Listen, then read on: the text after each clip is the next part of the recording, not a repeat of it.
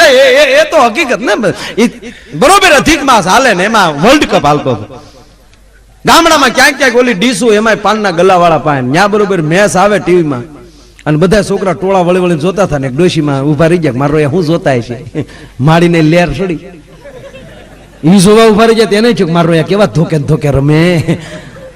હવે ઓલી બાયું બધું પહોંચી ગયું નદીએ ન્યા જઈને કીર્તન ગાઈ લીધા, પૂજા કરી લીધી. હવે જે માડીને વાર્તા કહેવાની ઈ માડી ન્યા ખોટકાઈ ગયા.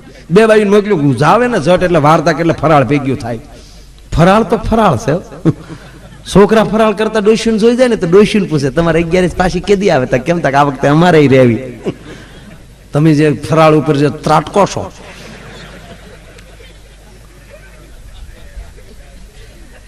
એ માડીને બોલાય કે હાલો માડી તમારે વાર્તા કે અર મારે હાવ ભૂલે ગયા હાલો હાલો કરીને માડી આવ્યા. બીજુબાઈ કીધું કે લ્યો માડી ચોખા દાણા લઈ લો. બીજું આમ બેહી ગયું ચોખા દાણા લઈને હપ કર્યો. જેની વાર્તા હાલતી હોય ને એનો વિશમાં હોકારો દે ચોખા દાણા હોય. દિશામાંની વાર્તા આવતી તો જે દિશામાં બોલે આ દિશામાં આવ્યા પછી તો બાયુને વતાવ્યું નથી થાય. ધૂણી બોલે આપણે કઈ પાણી લાવી જતા હું શાની દાવ અમને થોડી ખબર હતી તને કમકમાટ ચાલુ હતો મારી આમો નહીં જવા દે. અને સાહેબ જો તમે અને પુરુષે ધૂણે ને ઘણા પુરુષે ધૂણે ખમા ખમા તો વધી વધીને કુટુંબ પગે લાગે. પણ જો કોઈ બાઈ ધૂણતી ને આખી શેરી પગે લાગવા આવે. આખું ગામ કેતો હે માં પણ મુજાય કોણ એનો ઈ બિચારો કેમ કે એ તો અદબવાળી ના મોલી કરે સોમશોક બનીને ઉભો હોય. એ લાઈન માં પગે લાગો ને ભાઈ હાલે રાખો ને ભાઈ. એ ભાઈ આગળ પગે લાગ લે ભાઈ. એ ભાઈ જોડા બારા કાઢો ને ભાઈ. એ ભાઈ પવન આવે છે તમારી બાપરી દા ભાઈ. તમારી બાબુ થોડે ચડાવ્યો મેં તમારા ઘરે ભાઈ. એવો બિચારો આખો મામો તમારી બા થોડે છે ભાઈ. વાહ ભાઈ વાહ. એવો સોમશક્તિ ના આખો ઉભા હમણાં. એવી જ રીતે એ આખું ગામ પગે લાગીને વહી ગયું, કોઈ બાકી નહીં. છેલ્લે અંગત 4 મિત્રો આવ્યા ભરતભાઈ જેવા. ભરતભાઈ ને નાયણ ક્યાં ગયો ભાઈ? અમારે જામનગરમાં એક મારો મિત્ર છે એ નજ્જે નાવા ગયો. હકીકત અમે બે ચાર મિત્રો. હવે ડેમ નો પુલ હોય એમાં એક બાજુ પાણી હોય ને એક ખાલી હોય ને ડેમ નો પુલ. ધૂપકો કઈ બાજુ ખવાય? પાણીમાં. એને આમ ખાધો પછી ખબર પડે કે આને બે વાર પાણી દેખાતું હતું કારણ કે પાણી પી ગયો હતો. હા બધું સોલી નાખ્યો. હમણાં સારું છું. અમારા પ્રસંગ કરતા એની ચિંતા હતી કે એનું મોઢું સારું થઈ જાય તો સારું. અહીંયા થઈ ગયું ભગવાન લાજ રાખી દીધી. એટલે 4 મિત્રો આવ્યા ને ઈ પગે લાગ્યા. પછી ઓલો આગો ઉભો તો ન્યા ગયા. ન્યા કીધું કે હવે ગામ પગે લાગી લીધું, હવે પાણી પાઈ દે ને ટાટર પાડો પૂરું કરો. હવે ઓલો કે માનવી જોવે ને કે ભાઈ માને ન માને પણ પૂરું કરાય. ગામ ધૂણી ધૂણી તારા ઘરના ધૂણે ગામ પગે લાગીને ઉયું જાય. આ ધૂણી ધૂણી ડોહી વાડી દુખ છે દવાખાને તારી મને તાર લઈ જાવી દો. બોલો કે મારું નથી માનતી ભલામણ તમે જાવ ને. કે પણ કેમ ના મારે ન કહેવાય, મારે રોજ રહેવું અહીંયા. તમે મિત્ર કીધી કાંઈ આવો જાવ જાવ તમે કહો તો ઓલા શારે ગયા. શારે કીધું કે માં હા હું કરી. આખું ગામ પગે લાગી લીધું. હવે કોઈ બાકી નથી, કોઈ બાકી નથી કીધું. અતાર સીડ્યો હજી એક જણા બાકી છે. મારી નવે ખંડમાં નજરું ફરાય.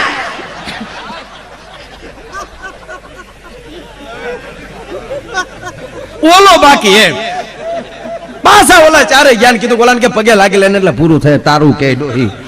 ઓલો કે હું કેમ ભાઈ લાગી લેવાય લાગી લેને. અમથું કોઈ ઘરે નો એકલો હોય ચારે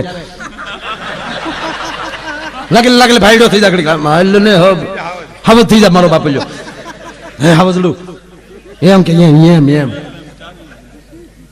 ઓલો આવ્યો પગે લાગવા લાંબો હાથ કર્યો. હન વાતાર વજ્યો આવ્યો શરણે આવ્યો માગ માગ માગ. ઓલો કે સૂટા છેડા દેને એટલે પૂરું થાય.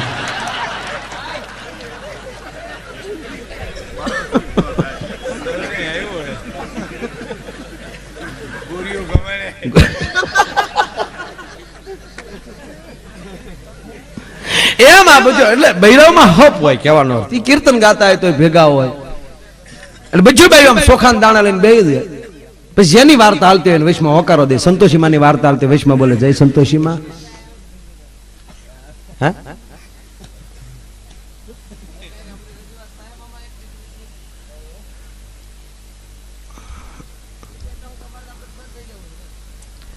કેમ ને ભાઈ આપણે કઈક જેવું થાય ને એવું કરશું બા.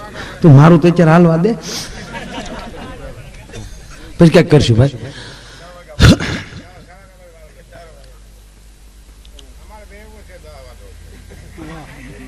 ઘડી કેમ ને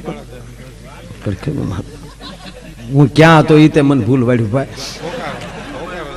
એટલે ટૂંકમાં એ દાણા આમ ચોખા દાણા લઈને બેસી જાય. હવે બધું ભાઈ ચોખા દાણા લઈને બેસી ગયું.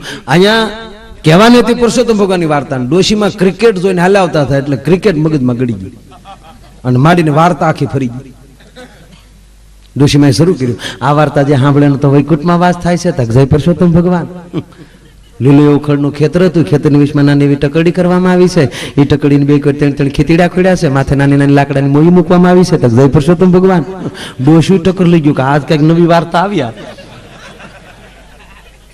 3-4 જણા પદડુક કરતા આવ્યા. ખિસ્સામાં ડોકડા જેવું કાઢ્યું, અધૂરું લાડ્યું, હેઠું પીડ્યું, જોઈને આવતા છે મારો રહ્યા શું કરે પણ કઈ ખબર નથી પડતી. પણ જાણવા મળ્યું છે બાયું એને તો ટોસું લાડ્યો કહેવામાં આવે છે તક જય પુરુષોત્તમ ભગવાન. પછી 2 જણા ખોટી છે, બાકીના વયા ગયા. 2 જણા હામું ટાઈમ જોયો, તડક્યો જોયો, હામો ડોકો કર્યું તક જય પુરુષોત્તમ ભગવાન. ડોકો કર્યું ને 11 જણાના મગજ લઈ ગયા. ખેતર એના બાપનું નથી, આપણે હામું ડોકો કેમ કરાય તક જય પુરુષોત્તમ ભગવાન. 11 જણા દોડતા આવ્યા. એમાં બાયું 10 જણા તો બરાબર છે. 11મો જણો હાવ નોખા પ્રકારનો છે. એને પગે પૂઠા હાથમાં મોજા તણખી તળે ઉદગલોટીઓ મારીને ઉભો છે તક જય પુરુષોત્તમ ભગવાન. તક બાયું એને તો વિકેટ કીપર કહેવામાં આવે છે તક જય પુરુષોત્તમ ભગવાન. બાકીના 10 જણા આડાવાળા ખેતરમાં ખડ ખૂંદે છે. ખડ ખૂંદતું જોઈને 2 જણાના મગજ લઈ ગયા કે આ ખડ ઉચેરવામાં કેટલી મહેનત પડી ને આ મારા ખડ ખૂંદે છે એના મનમાં શું સમજતા છે. એટલે 2 જણા દોડતા આવે છે તક જય પુરુષોત્તમ ભગવાન. પણ બાયું તો 2 હાવ નોખા પ્રકારના છે. 2 પગે પૂઠા હાથમાં મોજા, 2ના હાથમાં ધર્મના ધોકા રહી ગયા છે. પણ 2 રોયામને ખડ ખાવાના લખણ લાગે.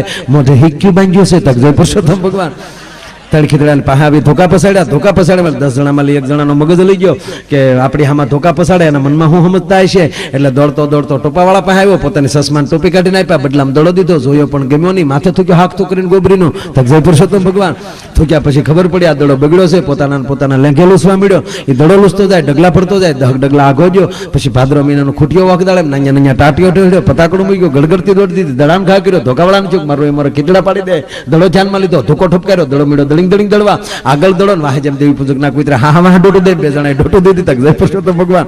ઘણી ડોટું દીધી પણ દડો હાથમાં આવ્યો નહીં. દડો લીટો વટી ગયો એટલે 4 રન મેળા કહેવાય. જેમ એને 4 રન મેળા એમ બુજ્યું ડોસ્યું 4 રન મળે જય પુરુષોત્તમ ભગવાન. આ માવડિયુંની લહેર હોય છે.